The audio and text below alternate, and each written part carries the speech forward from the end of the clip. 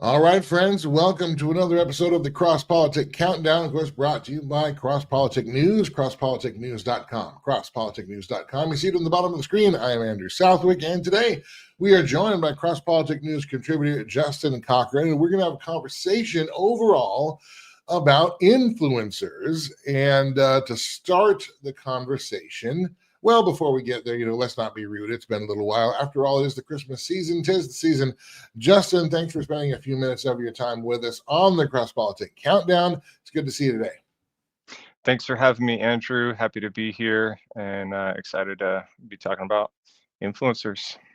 And we're talking about influencers because, Justin, you have an article up on crosspoliticnews.com right now, really listing and showing some influencers that would be worth spending our time seeing and learning from. And we're going to talk about some of those influencers here in the time that we have. But I want to start maybe with one of the most important influencers needed in America right now. And honestly, that's you and me, particularly the conservative, the Christian American voter.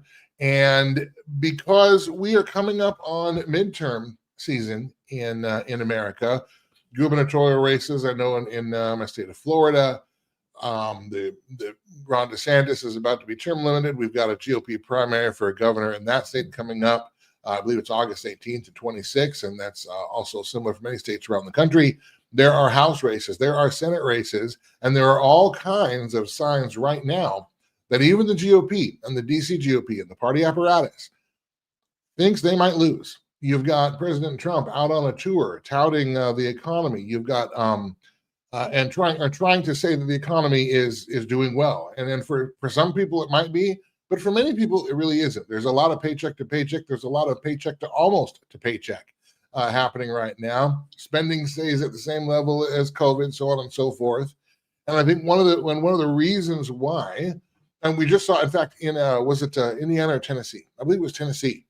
They recently just had an election wherein the Republicans still held the seat because we had the Afton Bain, who hates America and hates Christians and apparently hates everybody else. At least that's what I'm told. But the margin of victory for Republicans was reduced from the 2024 election, which means you've got Democrats making gains. We saw Democrats sweep in Virginia a little bit ago with special elections there. And all signs are pointing to, not to mention Mamdani in New York. You've got another socialist as a mayor of Seattle. We are seeing the signs that for whatever reason, the Republicans have succeeded once again to take wins that were once at their back and put them all in their face and demoralize their voting base. It's amazing. And we voted them in. We wanted to see people go to jail for COVID crimes, for Doge. We had all that dog and pony show. We saw Comey be indicted, but it looks like he's gonna be just fine. I guess he'll be going home soon. Big piece after big piece, it seems like we didn't get. We got a lot of executive orders, and some of those were good. Some of the different people feel differently about those, even within the conservative party. That's fine. But there is a palpable frustration on the Republican side. Part of the narrative is trying to say, well, Republicans are divided. It's the GOP versus MAGA, or all of a sudden, people that were on the MAGA coalition are now getting Trump derangement syndrome. And I don't think that's true. I think people are saying, I voted for Trump this time because I wanted certain things done, and those things are not getting done. Now we've got news out today that Trump is about to relax standards on marijuana. He's already done an executive order prohibiting the states from regulating AI for 10 years. This is something that actually conservatives across America fought against to keep out of the big, beautiful bill. And it also had reared its ugly head in other places, but now it's being forced through executive order. I'm sure that's going to end up in court, in a variety of different courts, et cetera, et cetera. But you're seeing this over and over again. And one of the things that I wonder is if maybe the most important influencers that are needed in America are the conservative Christian voter needing to reinsert their influence over the party that supposedly is supposed to represent us. and particularly that's going to, and we're worried about low turnout. For example, Susie Wiles was just on the Mom View. I don't know if you saw the clip. She was on the Mom View, which is a local news magazine show, and talking about how we're going to put Trump on the midterm ballot because Trump gets voters out to the polls. And to a degree, that's true. I do think it's less so than 24, but why isn't Republican governing getting people out to the polls? Why aren't conservative principles and vision for America bringing people out to the polls? And I think one of the reasons why is because we who are carrying that vision become so disillusioned that we're starting to drop off, and we don't show up, particularly in these midterms that matter so much. House races, Senate races, and primaries. If we're upset with the people representing us, why aren't we getting our butts to the polls and voting in the primaries and primarying some of these people out who we think are doing such a terrible job? That's a whole fire hydrant for you. And normally I don't open the show with a monologue like that, but we have a lot at stake in our country. The most important election is always going to be the next one from this point on. And it really is. And these midterms are huge. If we stay home because we're disillusioned, we might be disillusioned, but that should be even more impetus for us to get out then and vote, especially in the primaries. If we don't like our current representatives, primary them out and vote in somebody you think will do a better job and will get the results that we're looking for. Mm-hmm. After all that, your response, your reaction, your take of what the GOP has to lose or not. Thanks, Andrew. I definitely love what you're saying about the American Christian needing to reclaim the base of the Republican Party. It's in disarray, in my opinion, right now. And it's difficult to wonder if, maybe the loss of the late, great, rest in peace, Charlie Kirk may have had something to do with that. He really, I could imagine him ahead of November 4th last month and ahead of the midterms next year, really bringing some much needed unity to the Republican Party. And unfortunately now, it's tough to say who really has taken over that mantle of the base rallier that Charlie was. But it's no doubt there are important races coming up that are going to decide, the future of our country. I'm in Florida, so our governor's race, I'm definitely going to be voting in that one. Not sure if I'm going to be voting for Byron Donalds, to be honest. I'll have to take another look at the candidates, but last month when I was on with you live, I was a little bit too optimistic. In fact, far too optimistic with my predictions on November 4th. I, was predicting a Republican sweep across the board, and I was 100% wrong. We got killed, basically lost every important, race and issue. So, if I had to be honest right now and I had to put my money on Polymarket or something, I don't bet, but if I had to, I would just straight up black pill on the election for next year. And, I think we're probably going to lose. The Democrats are going to win, and Trump will get nothing done, if not him getting impeached shortly after that. He'll be impeached over and over again. I mean, we know that's coming. Now, I've heard from a little birdie, and I'm only going to say it's a little birdie, that there are a couple that yes, they're apparently maybe some Republicans who are trying to sabotage Trump for a couple of reasons. One, some just don't like him. They don't like to take over the party and all that. But two, some are concerned with the amount of power being concentrated in the executive branch. And so and now again, this is from Little Birdie, who's heard it from some sources. I'm going to pretend this is speculation for now. But honestly, if we learned tomorrow that was true, would we be surprised? Probably not. Indiana, Republicans voted with Democrats not to redistrict, which would have helped Republicans gain seats. That basically gives 2 more seats to the House. Now, I'm not really for redistricting at all because I think it's just legalized vote tampering, but or rigging. That's my term, not that's not in a report. That's what I think. But nonetheless, that's part of it. But if I want to show you this too, well, I've got this on the screen. Let me see if I can bring this up. This is from X Beard Vet. Number of bills passed by Congress. Now, we got to be careful. It's not necessarily the amount of bills passed that makes a Congress effective. In fact, a lot of times they pass way too many and they're still not effective.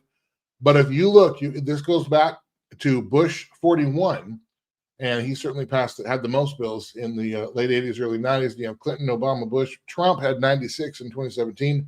Otto Penn Biden, 122. But this year, only 5. I mean, and they're not even bills really that the voting base wanted. Yes, tax cuts and things, and preserving tax cuts was in the big beautiful bill, but so was COVID spending. The government shutdown that we had was all over the Obamacare subsidies, and then right after that, the Republicans put forth a bill to extend the Obamacare subsidies, which just lost earlier this week. But they've already indicated they're going to cave on that. So, I mean, what was all this for? What is any of this for? And I do think it's because we as conservatives, and particularly we as Christians, we've abdicated a lot of the influence we could have in culture because we've been told, well, whatever, Jesus is offensive, or keep your faith in your pews, in your buildings, or whatever. They told us to get out of the schools and we left. They told us to get out of the courts and we left. They told us to get out of the public square and we left. And look what's happened. And this is not about forcing everybody to become a Christian, but the influence that we do have makes communities better. This is true. Even famed atheist Richard Dawkins calls himself a cultural Christian and admits that the cultural influence of Christians in society makes society better. Yet because our culture says that we're too offensive, we've tried to water down Jesus and water down our message, and then in an effort to quote unquote win a hearing so they might hear us tell them about Jesus, we keep shutting up and moving further and further away and removing ourselves from culture. And I think we need to reassert ourselves, and not in a, again, I'm not talking about a trying to make a man-made theocracy in Christianity, but we certainly shouldn't be afraid to have our point of view, and to have our point of view be represented by some of the people who are supposed to represent us as Americans. Your thoughts? Yeah, I couldn't agree more.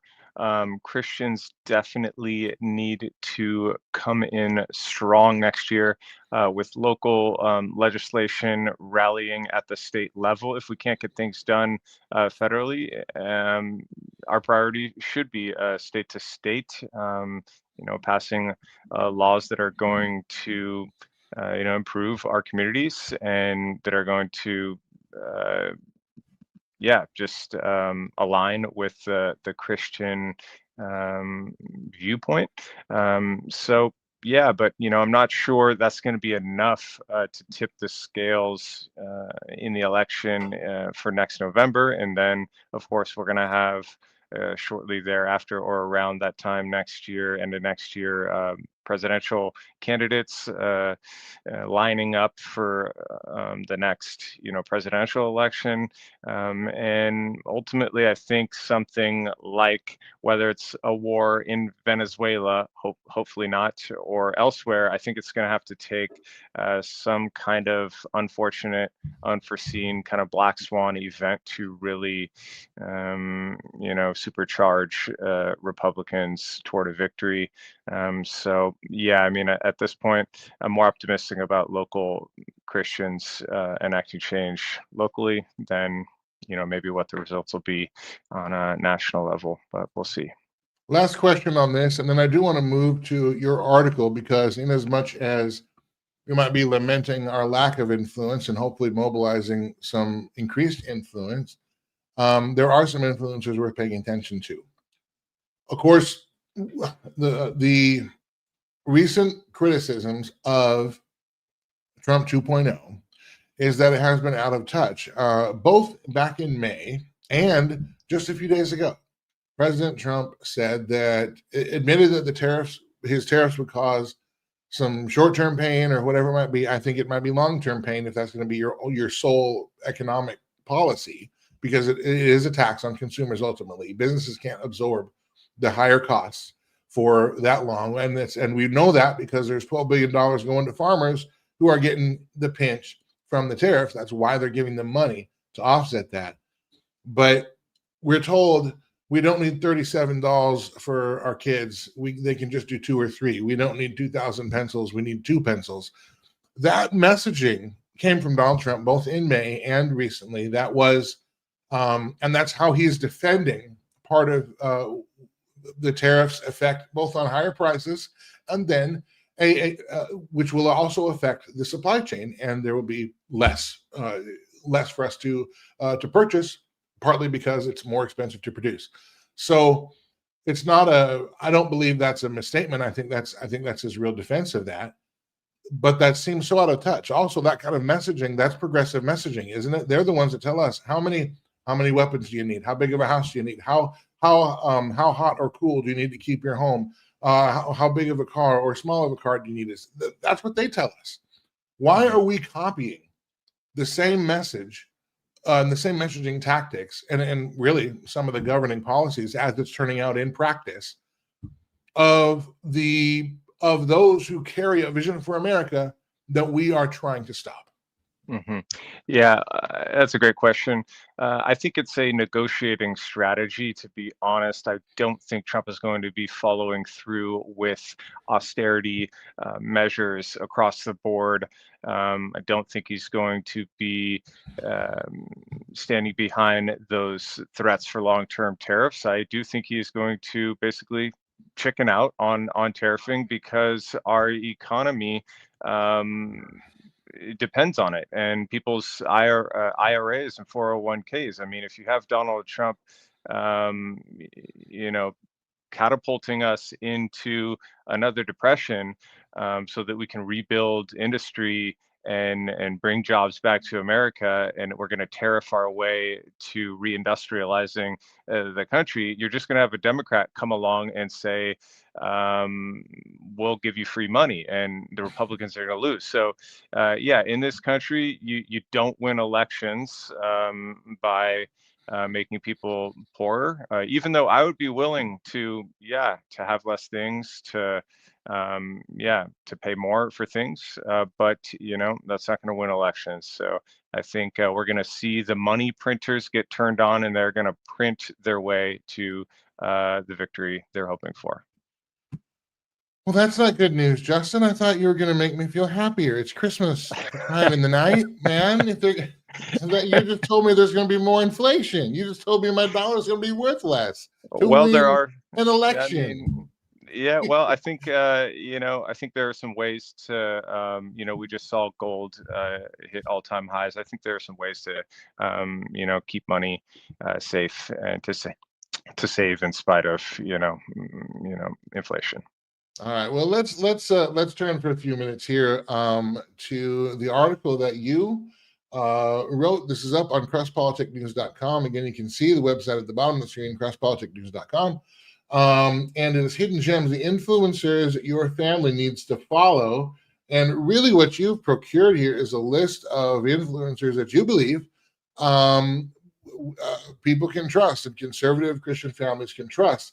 Why don't we break down a few from these categories, maybe pick the one, for example, from Top Tier Theology, which you see on the screen here.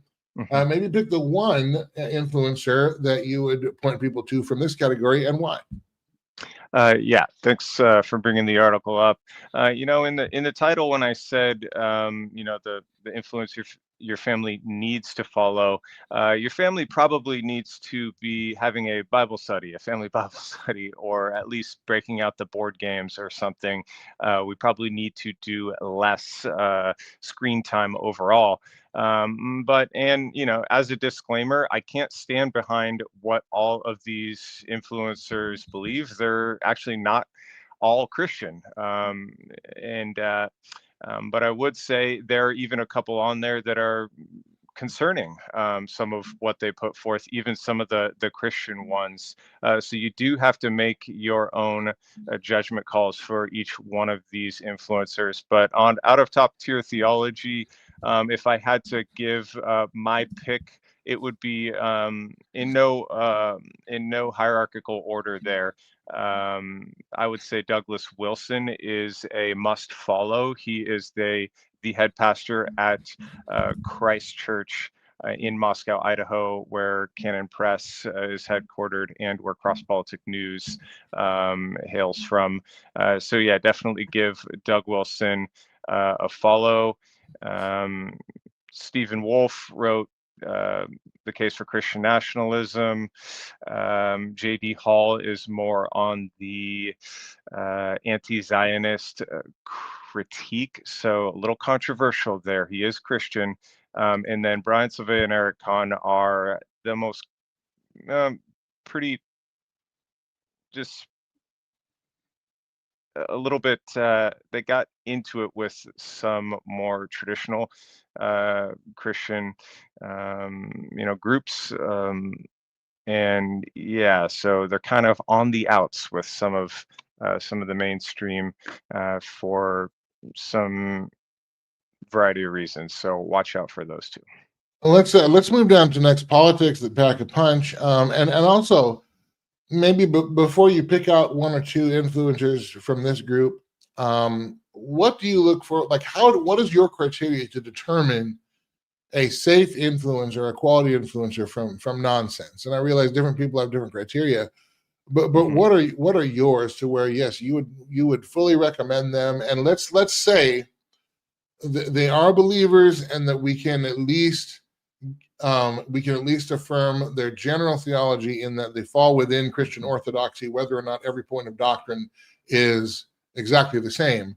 But what are you looking for, and how can people tell? Because with all the AI slop, there's really influencer slop too. I think that using your intuition, your God given gut instinct, is one of the best ways to be able to tell. So it's not an exact science. I would stay away, if you're on X, I would stay away from the For You feed. You're going to see things dropped in there that we have no idea how or why they get there. I would stay in the following feed. So if you want to follow one of these on the politics list, and to your point, none of these are really folks I would go to for a solid Christian perspective. I mean, I'm not even sure all of them are Christians. Savannah Hernandez works for TPUSA. So I like her attitude. I like the fierce analysis she brings. And she's a TPUSA contributor. So if that makes you feel good, TPUSA, then, Savannah Hernandez. The others, are Alex Stein's more of a comedian. James O'Keefe is more of a hidden camera investigator. Owen Schroyer and Drew Hernandez are former InfoWars contributors. So just people, that I am aware of, and that if you're looking for some alternative, perspectives, then, these are some ideas. All right. And as we look, I think we got enough time for a couple other categories. As we do, thanks to those of you who've been with us here on this episode. We see all your comments there. Rocker Rock, thanks for contributing here to the program today. He had mentioned in our earlier conversation about just the GOP's midterm chances that Dems are going to take it back unless the particular he puts a lot of it on MAGA, but he or she, I'll say. But that is true. Unless we're careful, unless we exert our influence back, we're going to give it right back. Agents of conspiracy. Now, obviously, conspiracy theory, and particularly in the age right now we have, or in the moment of Candace Owens and conspiracy theories, boy, do they sell. You mentioned buckle up, Grandma, because the status quo is going bye-bye. These accounts will snap you out of the matrix faster than you can say red pill. Let's for this one, because I want to get to at least two, this one, at least one more. Pick one. Tell us why we should check it out.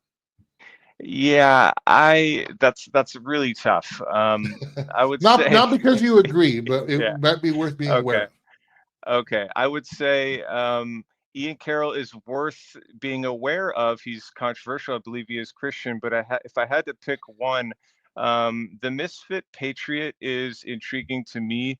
Not because I agree with him on everything, but he's kind of the anti-conspiracy guy in the sense that he thinks it's most of the time, a lot of the guys on this list, for example, think it's this conspiracy that Israel is behind everything. Ian Carroll, for example, whereas you have the Misfit Patriot who thinks Tucker Carlson is paid off by Qatar and that the Muslims are behind everything. So, I mean, there's a ditch on either side of the road. And so, the Misfit Patriot is an example of a guy who is conspiracy level theorizing in a different way than most of what you see. All right, last thing I'm going to give you, your not really dealer's choice, but player's choice here. We've got a Tales from the Crypto, long form, fire for real, status quo, don't you know, and then blank. Which category you want me to focus on? You can highlight one of these. All right, let's go down to status quo. Status quo. All right. Yeah, these are the ones that you want to have on hand when it's family game night, and try not to bring up Candace Owens until after a few more rounds of Uno. Yeah, so these are examples of if you don't like conspiracies, if you don't really even like Donald Trump and you would have rather had, you long for the Mitt Romney era of Republicanism, these are the guys for you. David Bahnsen is kind of a financial guy, the son of the late theologian, where his work is available through Apologia Church in Arizona, where James White is a pastor. James White does a lot of debates. And then you've got Brian Hollyhand, which is is it Hollyhand? Yeah, Brylan Mhm. Hollyhand, who's the next wannabe Charlie Kirk. He loves Israel. If you love Israel, I love Israel, but maybe not as much as Brylan. He really takes it to the next level. And then you've got guys like J.D. Greer, who's the president of the biggest denomination in America, so SBC, and Neil Shenvi, his wingman, who will give you all that third way Tim Keller Kellerianism that you crave. So yeah, for the status quo, there you go. And then last but not blank, Jay Dyer is a bit of an anomaly. So check him out. All right. We are just about out of time here. Justin, thank you for being back with us. I look forward to more conversations with you. Before we go, and now Crosspolitic News, as you mentioned, are out of the Northwest. I'm originally from Seattle, spent my first, I won't say how many years there, but several, a great many, many a moon there. And so, I bleed blue. In fact, me and Justin Chartrey, who's the managing editor of Crosspolitic. We even did one of our Crosspolitic countdowns just on the Seattle Mariners and their playoffs when they were almost at the divisional round. And of course, this weekend, sporting news. The Seattle Seahawks play the Indianapolis Colts, and that what looked to be like a very exciting game on the calendar, and it still could be, because the Colts all of a sudden were 7-1, 8-2, something like that. They make a trade for Sauce Gardner from the Jets, giving up 2 first-round picks. Then all of a sudden they start getting injured. Everybody gets injured, and of course now Daniel Jones was already playing on a broken leg, tears his Achilles. He's done for the year, and but not only that, but their backups for Indianapolis are also injured, so they had to go looking for a quarterback. And don't you know, they found Philip Rivers. You remember Philip Rivers was with the Chargers for a while, ended Oh wow. his career with the Colts. In fact, his last season with the Colts was a COVID year, 2020, and they went 11-5. So he did not end poorly, but he just came back. And I don't know if you know this, I have a picture. They just, because when you come back on the team, they take a new picture. And so here is Philip Rivers, his new team photo. Oh, let me bring this up here for a second. Hold on, I got to take that off. Let me get that back on here. There you go. Phillip Rivers, he is going to be likely could start for the Indianapolis Colts this weekend. As a Seahawks fan, this is going to be must-watch TV, and I'm looking forward to that because no matter what happens, it's going to be entertaining. Now, of course, I want the Seahawks to win because I care truly, madly, deeply. But nonetheless, I wanted to make sure to bring this breaking news. Phillip Rivers at Seattle, Sunday, 4/25. Well, check your local listings. Hopefully the auto pen is not going to be calling plays on Sunday. That would be very bad. That but, would interesting be story. Awesome. When I actually turned 18, I moved from Northern California to San Diego, and I worked and lived right outside of Qualcomm Stadium. I was a huge Chargers fan back when Phillip Rivers was slinging the pigskin out to LaDainian Tomlinson and some other great players. So I actually wouldn't count out. Yeah, that's right. I wouldn't count out the Colts to make a run here with Phillip Rivers. Best of luck to your Seahawks. It's going to be a good matchup. Indeed. Okay. For Justin Cochran, I'm Andrew Southwick. Of course, this has been the Crosspolitic Countdown. Remember, check out Crosspolitic News. Crosspolitic News is all spelled out. Crosspoliticnews.com. You see that at the bottom of the screen for his article on influencers and really all the news and notes that you need to know. They're all there on Crosspolitic News. Thank you for being with us on this episode. We will, I think, what is this week? Next week. Is Christmas next week or 2 weeks? We'll be back next week, noon Eastern, 9 Pacific, right here on all of our social media pages. So thank you for being with us on this episode. Until next time, so long. Bye, guys. Thanks, Andrew. See ya.